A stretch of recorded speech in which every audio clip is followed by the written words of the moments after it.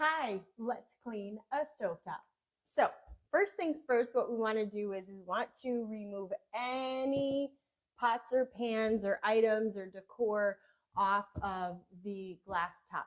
The next thing that we want to do is we want to gather all of our supplies, and our supplies include the following. We have our all-purpose spray, we have our abrasive cleaner, we have a kitchen scrub brush, not the one that you use in the bathroom. This is a separate one. We have a melamine foam pad, and we also have our mineral oil so that we can polish up the stainless steel once we're all done cleaning it. Okay, so first things first, what we want to do is we want to take the melamine foam pad and we want to wet it completely, okay? You cannot use a dry melamine foam pad, okay? I don't care what they say, it does not work unless it's wet.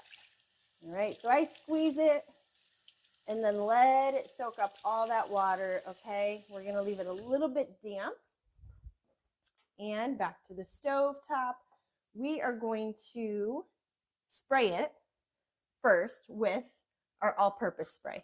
So we're going to spray pretty liberally because, as you know, the stove tops are pretty caked with debris. Okay. First things first, what I'm going to do is I am just going to take the melamine foam pad and I'm going to clean it, because sometimes there are stove tops, especially this is a glass stove top, where it's not really that dirty. So we just need to give it a quick wipe down. But this one is a little bit dirty, so I'm going to show you the next step if it's really caked on. For example, if you're doing an initial cleaning, that is exactly what you are going to use the next step on. And I'm going to show you the little bits of debris, what I'm talking about. Right here, you can see that there is some caked on stuff. Over here, it looks like maybe there was a pot that overboiled with maybe some pasta water or something, or some sauce. So this is the next step if you can't get it clean with just the melamine foam pad. You're going to take it the next step, which is using your abrasive cleaner. Now, your abrasive cleaner, I like to control it a little bit. If you need to wet your magic eraser or your melamine foam pad a little bit more, then do it, because it dries up pretty quick. So what I'm going to do is I am going to pour some of that, and it's okay if it gets on. We're going to clean it all off anyway. All right, I am going to invert it, and I am going to start applying pressure to the areas of concern. All right, now I can start all the way in the back. I like to use a circular motion with a little bit of my muscles because that tends to loosen and make it a lot easier on you as far as cleaning those areas of concern, especially where there's caked on food or whatever it is. So I'm just going to keep doing that until I feel that it's 100% good. Now, sometimes this takes a little bit longer than others. It's just part of the process. So just be patient, keep being diligent. It will come clean. It just takes a little bit of effort, sometimes more than others. All right, I'm going to continue doing that. Okay, so I'm feeling pretty confident that I got all of the extra stuff off. So what I'm going to do now is I'm going to take my magic eraser. We are going to rinse it again. We want to get all of that abrasive off. All right. I'm going to come back over here. And I am just going to give it one last wipe down with my magic eraser in an S-shaped pattern, just to make sure that I did not miss anything. Okay, I'm going to put my magic eraser to the side. I'm going to re-spray it with all-purpose, and with my all-purpose rag, I am going to start in the back, and I am going to go back and forth in an S shape wiping everything down. And what this is going to do is this is going to show me any areas that I may have missed, okay? And so far it looks pretty good. I'm going to just buff it because that side was really wet on the rag, so I'm going to get a drier side. Okay, looks pretty darn good. So what the next thing that I'm going to do is there's these little grooves right in here that I see that the abrasive got into. There's also cooked on food. There's also a little area right in the back here. So I'm going to take my brush and I am going to take my all-purpose spray. I am going to spray my brush and I'm just going to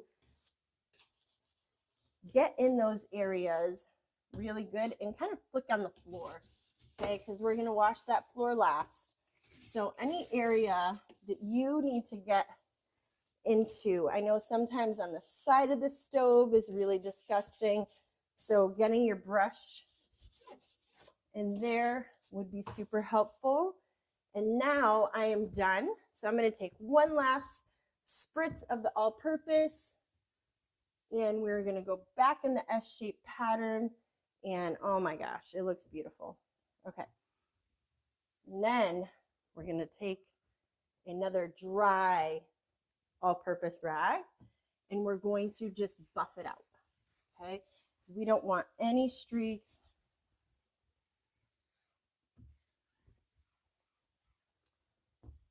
Beautiful. Okay. And there we go. That is cleaning a glass stovetop. All right, now what we're going to do is we are going to do the face of the oven. And with the last rag that I just used, it was kind of just for polishing off the top. That's what we're going to use. We're going to do all of the knobs here. Now this is a good area to use your brush as well. Just like we did up top, you can take your brush, spray it a little bit, and in these little groove areas around the switches and the buttons, you'll be able to get in those little areas where food has kind of dropped down, or those little nooks and crannies that are not really easily reachable with your hand or the rag. So now we're just going to go in and out, and we're going to do the whole knob. Now, some knobs do come off. In that situation, what you want to do is you want to pull the knob completely off. These come off also. So what you're going to do is you're going to want to clean this whole knob. And then it makes it a little bit easier to get in these little grooves. All right. Don't take them all off at once.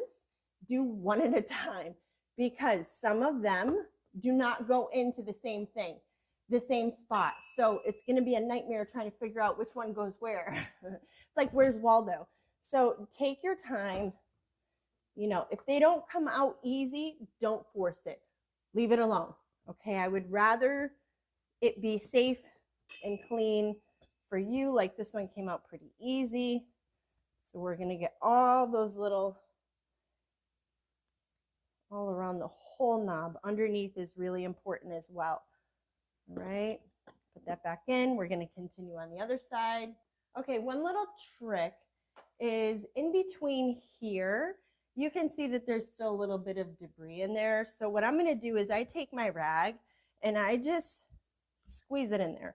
Okay. And that makes it so much nicer. It gives it that extra polish that the client's going to say, wow, they really, really appreciate and they really take good care of me. So they went the extra step to get in those little areas. So those little areas are really important too. So that's just a quick tip. Okay, now what we're going to do is we're going to do the face of the oven. And we're going to polish this after. So it's okay if it's a little bit streaky for the moment, because we're going to fix all of that. But really what I'm doing is getting all of the debris off.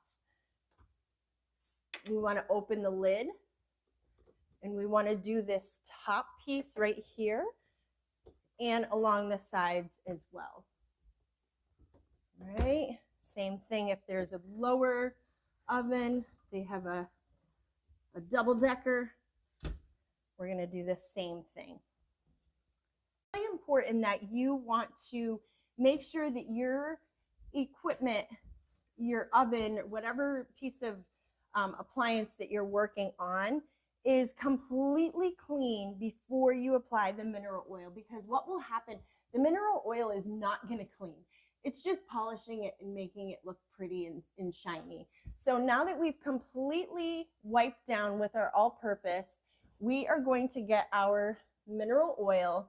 I like to fold the rag in 4s and do 5 to 10 sprays depending on how big of a surface we're doing.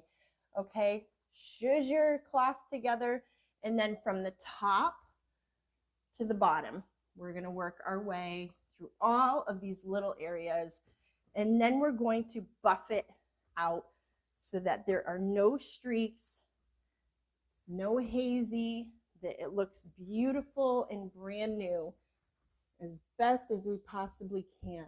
Now, if you come across there's a spot of food, stop. Don't keep going over it. Take your all-purpose rag and clean it again. Okay, then what you could do is restart up with your mineral oil. Okay, you're going to do top all the way down to the bottom. Okay, and if you need to put a little bit more mineral oil, if it's sucking it up awfully fast, then go ahead, just reapply a little bit. A little goes a long way. You don't have to saturate it. It's actually better if you don't saturate the rag with the mineral oil, because then you're going to take a lot of extra time having to buff it all out. And that makes more of a mess than anything. Okay, so now what I'm going to do, just like all of our other appliances that we've looked at, we are going to perspective. We're going to check at this angle. We're going to move our way around. I'm going to check the face of it, make sure that there's no streaks, and I see streaks right here in the glass, and I only saw that when I moved it over to this side. So there we go. Okay, perfect. So now it looks absolutely beautiful, super shiny, and the client will be super happy. Congratulations, you just cleaned an oven.